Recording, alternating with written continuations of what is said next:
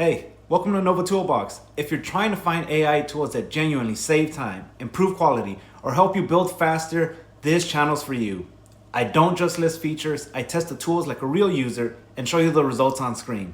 So in this video, we will be exploring VidU AI, an AI video platform that helps you create consistent characters across multiple scenes. It offers a structured workflow from idea to final video, making it easier to produce cinematic, story-driven content. I'll also share what I liked, what I thought felt limited, and the best way to use it so you get clean results. And at the end, I'll give you a clear verdict. Is it worth using? What platform makes sense? If that's the kind of review you want, then subscribe to Nova Toolbox. Now let's get started with the overview. If you have ever tried to create an AI video with the same character appearing across multiple scenes, you already know the hardest part is not getting one good image. The real challenge is keeping that same identity consistent from shot to shot without the face changing, the outfit changing, or the whole style drifting halfway through the sequence. So in this video, I want to test VidU by using a workflow that feels practical for real creators. Instead of just generating random clips, I am going step by step from idea to final cut and seeing how well VidU handles consistency, storytelling, and control. So the first step is the idea. Before I generate anything, I want a simple concept that is easy to follow and easy to test across different shots. For this example, I am creating a futuristic main character in a cinematic sci-fi setting. The goal is to make this feel like the beginning of a short story, not just a single nice-looking frame. So I start by defining the character, the mood, and the basic shot flow. I want a strong close-up, a medium shot, a walking scene, and a wider cinematic moment, so I can really test whether VidU can keep the identity stable while changing the framing and scene composition.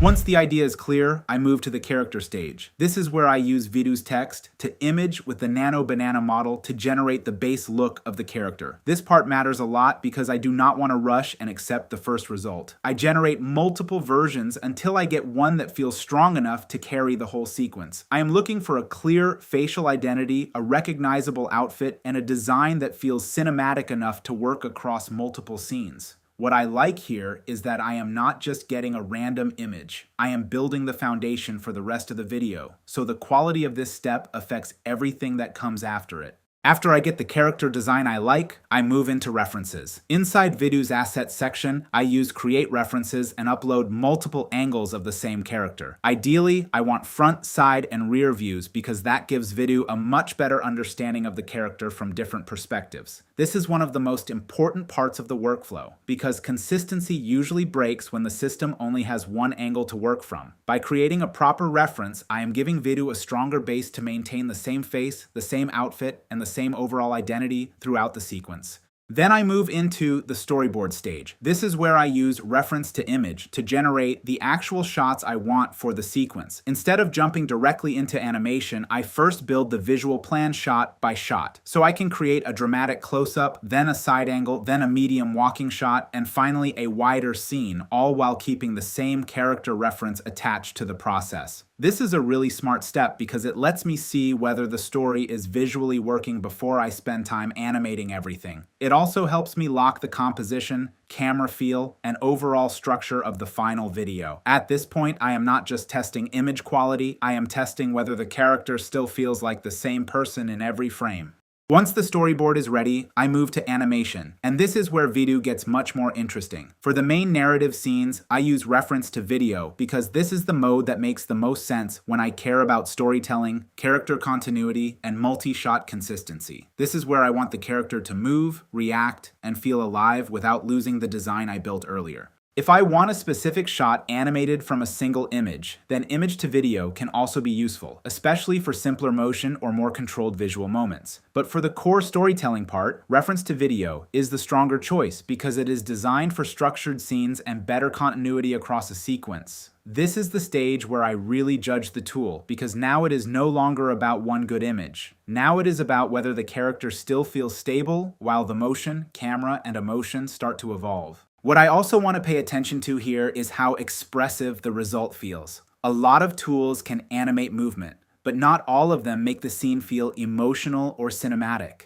With VidU, I want to see if the character performance still holds up during close-ups, motion shots, and transitions between scenes. That is where storytelling starts to matter. If the character stays visually consistent and the motion feels natural enough, then the workflow becomes much more useful for creators who want to make actual content instead of isolated test clips.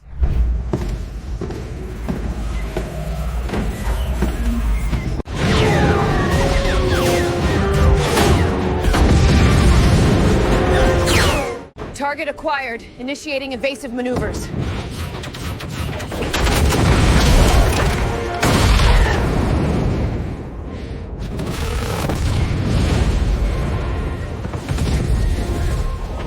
After the animation is ready, I move to the voice stage. For this part, I would use ElevenLabs to create the voiceover and give the sequence a bit more personality and emotion. This is where the video starts to feel complete because visuals alone are not always enough to sell the scene.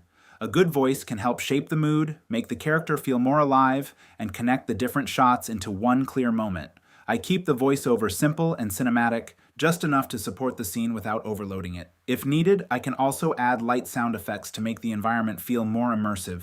And finally, I move to the final cut. This is where I bring everything together inside an editor like CapCut or Premiere Pro. I take the animated shots, line them up in the right order, add the voiceover, adjust the pacing, and make sure the sequence actually flows like a short story. This final step is where the whole workflow proves itself because now I can see whether the process from idea to character to storyboard to animation to voice actually led to something polished and watchable. And that is the part I care about most. I do not just want cool generations. I want a workflow that leads to a final result I can actually use.